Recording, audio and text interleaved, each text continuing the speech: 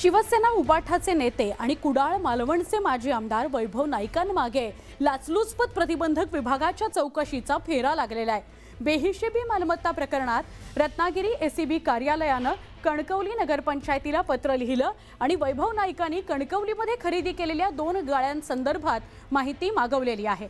विकत घेण्यात आलेले गाळे एकच की 2 असा सवाल या पत्रामध्ये केला गेलाय। एसीबीचे पोलीस उपअधीक्षक कणकवलीच्या मुख्याधिकाऱ्यांना पत्र लिहून असा प्रश्न विचारताना दिसतायत। वैभव नाईकांनी 2002 आणि 2006 मध्ये या गाळ्यांची खरेदी केली होती।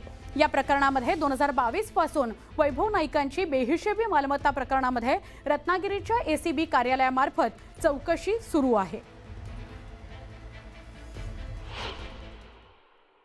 2022 पासून माझी एलसीबी रत्नागिरीवरून चौकशी सुरू आहे। खरं तर चौकशीला माझा कुठलाही त्यावेळी विरोध नव्हता, आताही विरोध नाही आहे। परंतु आपण बघितलं असाल की गेल्या 5 वर्षामध्ये अनेक वेळा या चौकशीच्या निमित्ताने माझ्याशी संबंधित असलेल्या अनेक लोकांची चौकशी केली, त्याचे जबाब घेतले।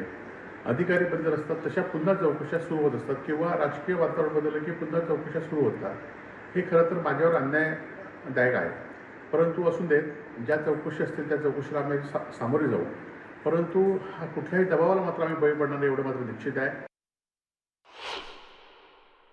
येणाऱ्या काळामध्ये सुद्धा ज्या चौकशी असतील त्या चौकशी आम्ही चौकशीला जी उत्तरं असतील ती उत्तरं मी देईन।